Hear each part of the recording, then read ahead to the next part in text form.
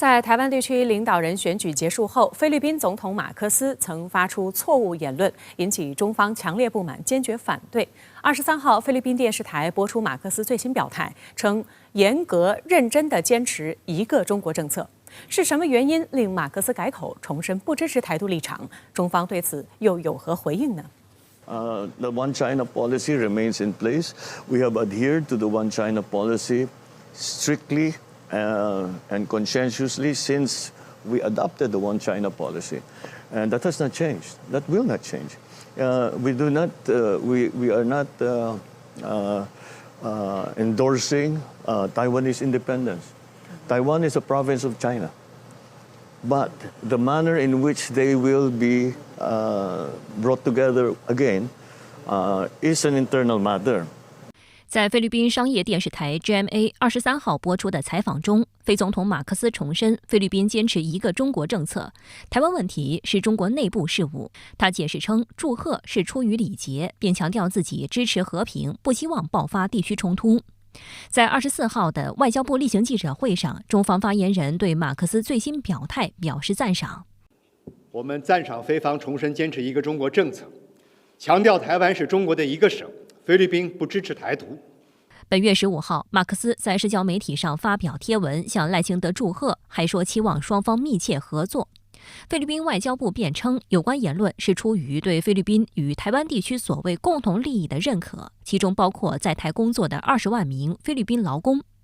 针对马克思的错误言论及行为，中国外交部部长助理农荣第二天就召见菲律宾驻华大使，提出严正交涉，敦促菲方给中方一个负责任的交代。菲律宾资深媒体人黄栋兴对深圳卫视分析，菲律宾原本妄想将台湾问题当作在南海问题上逼迫中国让步的筹码，不料招致中方强烈反应，只得迅速灭火，改口降温。菲律宾自从1975年跟中华人民国建交以来，就承认一中政策。菲律宾国内嘛，针对小马可希的这个发言，朝野也有很多批评，说小马可希这样的说话是不对的，有损中菲的友谊。本来中国有很多企业要来菲律宾投资的，那因为最近的中菲关系在南海主权的纷争，所以大家都停住了脚步，就是在观望。在各方的压力之下嘛，所以小马可希现在这个态度有点不软。外界注意到，菲律宾近期企图在仁爱礁等问题上挑衅，遭到中方严厉反制后，转而与中方接触。1月17号，外交部部长助理农荣在上海同菲律宾外交部副部长拉扎罗共同主持召开中菲南海问题双边磋商机制第8次会议。另据菲律宾每日询问者报报道，马克思下周将出访越南，计划与越方签署一项海事合作协议。据看到最终草案副本的人士称，菲律宾和越南海岸警卫队将签署海上合作谅解备忘录，未来将共同开展活动。该报认为，这一协议针对南海的意图十分明显。外界注意到，菲律宾这一预谋很早就有所显露。去年8月，在与当时即将离任的越南驻菲大使黄辉中的告别会见中，马克思就表示，希望与越南以签署协议的方式应对所谓共同的挑战。他还说，希望与东盟内的其他国家签订此类协议。我们再来关注美国总统大选。23号，美国前总统特朗普在新罕布什尔州举行的共和党第2场初选中获胜。美媒分析称，特朗普此番获胜，朝着重返白宫又迈出了重要一步。Thank you, everybody. Thank you. Whoa. Well, I want to thank everybody. This is a fantastic state. This is a great, great state. You know, we won New Hampshire 3 times now. Three. 美国2024年大选，共和党第2场初选于当地时间23号转战美国东北部的新罕布什尔州。在此之前，参选人之一佛罗里达州州长德桑蒂斯由于支持率远远落后21号宣布退出总统竞选，并转而支持特朗普。至此，共和党第二场初选形成了特朗普与美前常驻联合国代表黑利双人对决的局面。根据美国有线电视新闻网公布的数据，特朗普在这场初选中最终得票率为 54.6%， 黑利则为 43.2%。在此前的艾奥瓦州举行的首场初选中，特朗普以超过 50% 得票的明显优势胜出，而黑利当时的得票率仅为 19.1%。虽然这次飙涨了约20个百分点，但仍不敌特朗普。目前来看，特朗普气势如虹。他是自1976年以来首位以非在任总统身份连续拿下艾奥瓦州和新罕布什尔州2场初选的共和党人。结果公布后，黑利向特朗普表示祝贺，但他同时也表示自己会继续战斗。南卡罗来纳州是黑利的家乡，他也曾担任该州州长。This race is far from over. There are dozens of states left to go. And the next one is my sweet state of South Carolina. 黑利本人也的确在新罕布什尔州投入了大量竞选资源，然而初选结果依然没能如他所愿。值得注意的是，他和特朗普都攻击拜登总统软弱。此外，黑利还主打年龄话题，将自己塑造为新一代的领导者的角色。Yes, they are equally bad. That's why I'm running. It's because I don't think we need to have Biden or Trump. I don't think we need to have two 80-year-olds sitting in the White House. 对于黑利的攻击，特朗普也在演讲时做出回击。And they always say, like Haley, she talks about, yeah, we don't need 80-year-old. Well, I don't mind being 80, but I'm 77. That's a big difference. 在这场初选结束后，特朗普在社交媒体上发文称，黑利说他必须在新罕布什尔州获胜，但他没有妄想症。特朗普补充称，黑利在上周的艾奥瓦州党内初选排名第3，他会继续失去内华达州，这是下一个。事实上，在这场初选之前，就有美媒预测了特朗普的胜利。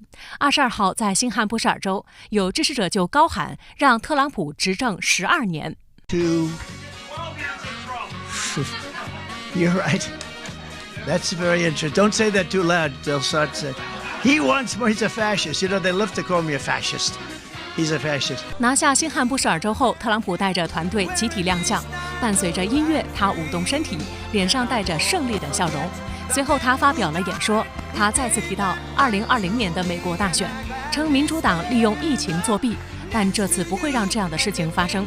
特朗普还嘲笑现任总统拜登，称他连2句话都说不清楚。We have beaten Biden. You could almost say, who can't? Who the hell can't? The man can't put 2 sentences together. He can't find the stairs off a stage. Got millions and millions of more votes the second time. Right, Mr. Congressman? Millions and millions of more votes. And, but we had COVID, and they used COVID to cheat, and they did a lot of other things too. We're not going to let that happen. 特朗普还说，10个最差劲的美国总统，杀伤力不及一个狡猾的拜登。